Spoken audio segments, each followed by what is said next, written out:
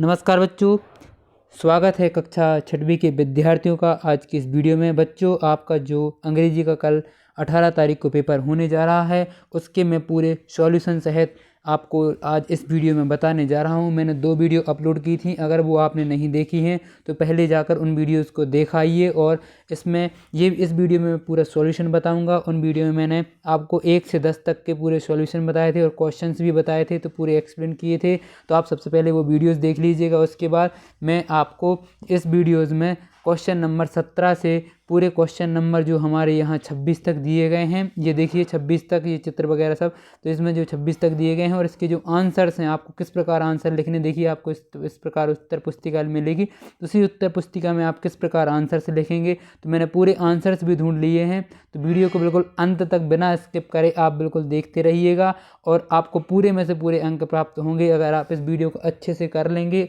और अपनी कॉपी में इसको लिख लीजिए। प्रत्येक प्रश्नों को अच्छे से आपको कवर करना है, अच्छे से याद करना है और आपको इस वीडियो में अच्छे से देखते रहना है। ठीक है बच्चों, चलिए तो शुरू करते हैं। सबसे पहले मैं आप सभी को बता देता हूं, ये तो मैंने आपको सब बता दिए थे। अगर किसी में आपको डाउट है फिल इन द ब्लैंक्स या फिर मल्टीपल चॉइस क्वेश्चन में, तो आप पूछ सकते हैं, या फिर मेरी पिछली वीडियो देख लीजिए, उनमें मैंने दोनों चीज़ें बताई हैं 10 तक के। तो चलिए शुरुआत करते हैं हम अपनी क्वेश्चनों की। यहाँ वेरी शॉर्ट आंसर से, जो very short type question answer दिए गए हैं 11 से 16 तक, यहाँ से अपन शुरू करेंगे इस वीडियो को। तो चलिए देखते हैं 11वां प्रश्न, what was the name of the book. यहाँ हमें पूछा है what was the name of the book what by Gandhi ji's father, जो गांधी जी के पिता थे उनके द्वारा कौन सी किताब लाई गई थी।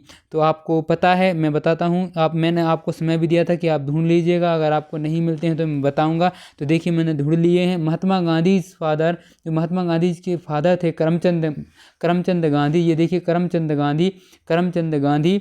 तो इसमें जो ये पुस्तक लाए थे वॉट हिम जो ये बुक लाए थे उसका क्या नाम था, सर्वना पितृभक्ति नाटका।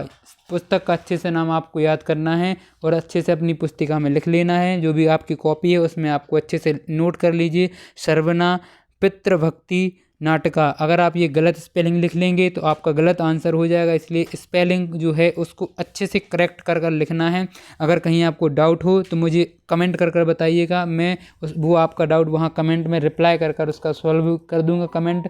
ठीक है आपका डाउट। उसके बाद देखिए यहाँ हमें अगला क्वेश्चन जो पूछा गया है, very happy where people his kingdom in the. तो ये जो आपको अलग अलग ये वर्ड दिए हैं, इन वर्ड्स में आपको क्या करना है, इनको अरेंज करना है, arrange the word above in the correct order. आपको करेक्ट ऑर्डर में इन वर्ड्स को क्या करना है, अरेंज करना है।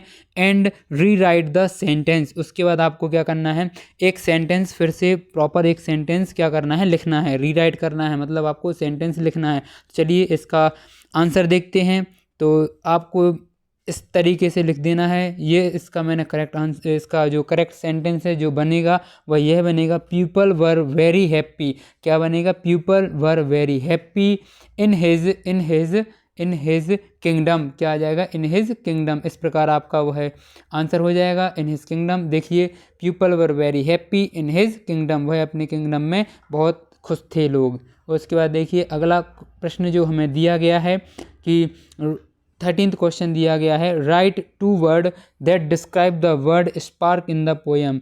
आप सभी को बताना है जो स्पार्क, जो पोएम थी द स्टार, उसमें 2 वर्ड आपको बताने हैं जो आपको स्पार्क हुए हों। तो देखिए स्पार्क इन द पोएम आपको मैं बताता हूँ। तो इसमें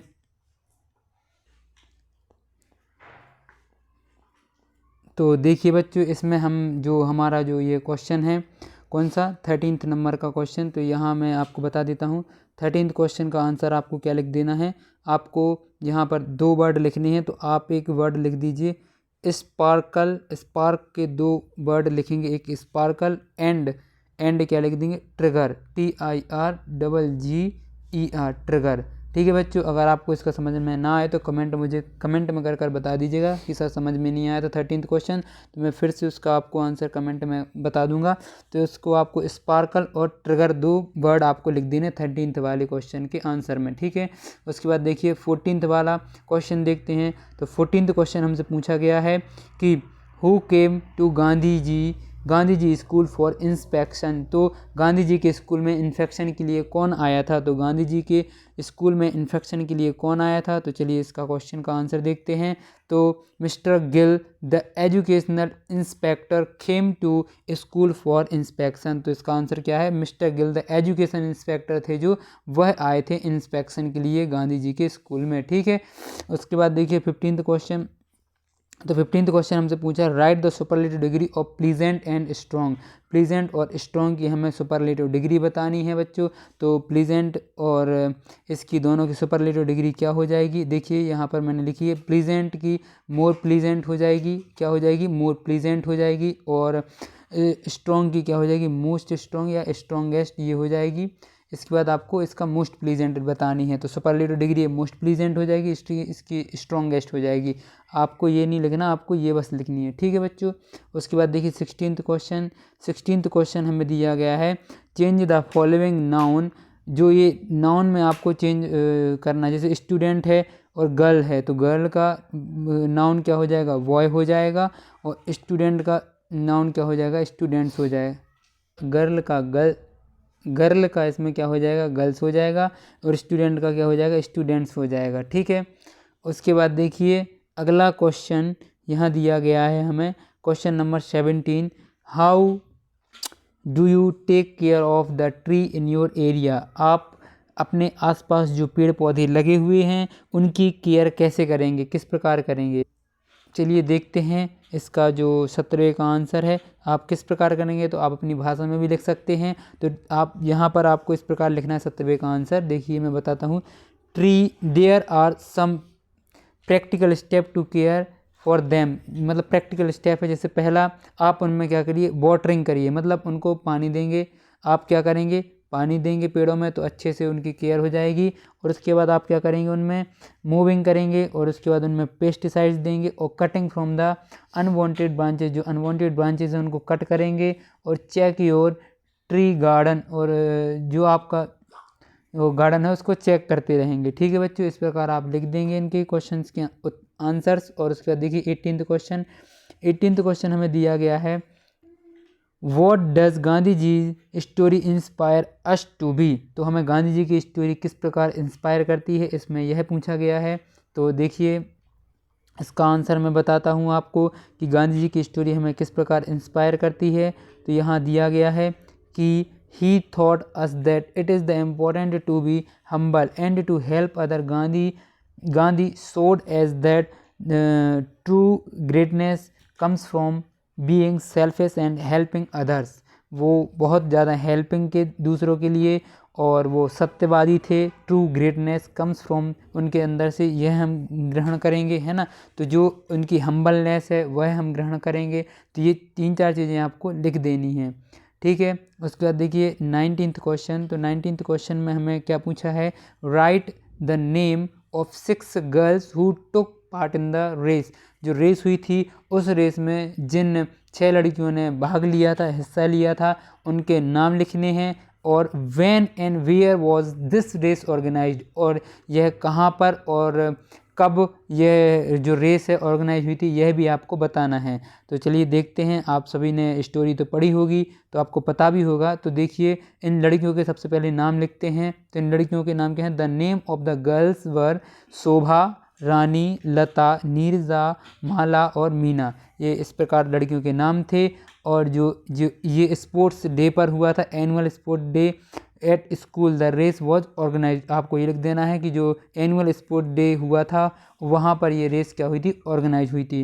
ठीक है बच्चों, उसके बाद देखिए नेक्स्ट क्वेश्चन देखते हैं। यह 19वां क्वेश्चन हमारा यहाँ पर समाप्त होता है। उसके बाद देखिए ये 20वां क्वेश्चन दिया गया है, यहाँ पूछा गया है कि Y does the traveller thank the star.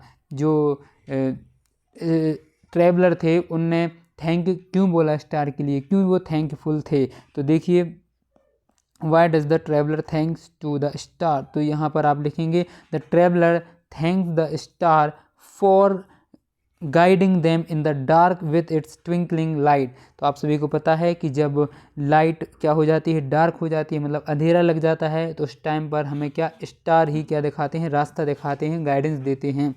तो इस प्रकार हम क्या हैं? उनके थैंकफुल हैं, है ना। Thanks to the star.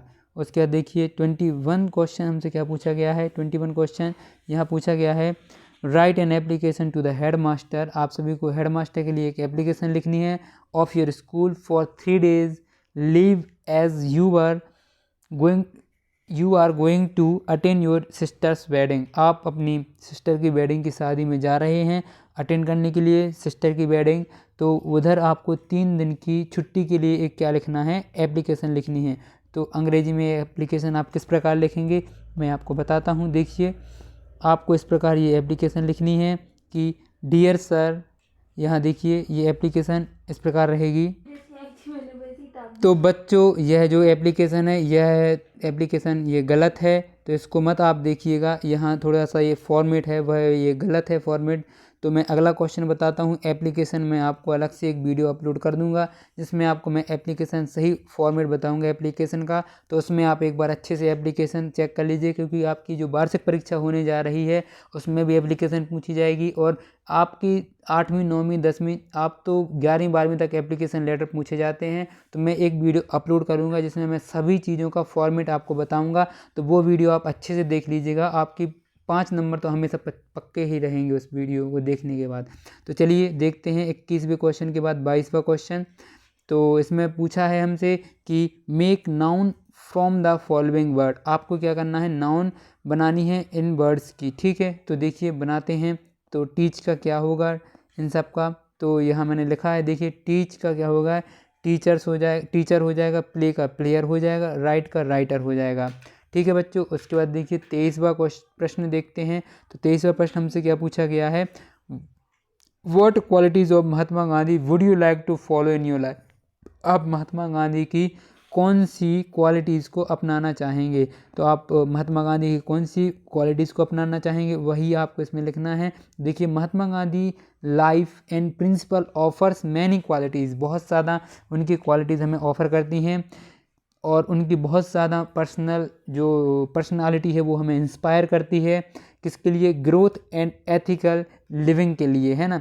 Hair are some qualities I would like to follow, जैसे ट्रुथफुलनेस, उनके जो सत्यवादी हैं वो, तो वह हम अपनाना चाहेंगे। नॉन वायलेंस, जो अहिंसा धर्मी है वो, तो वह हम अपनाना चाहेंगे। और उनकी जो सिंप्लिसिटी है वह हम अपनाना चाहेंगे।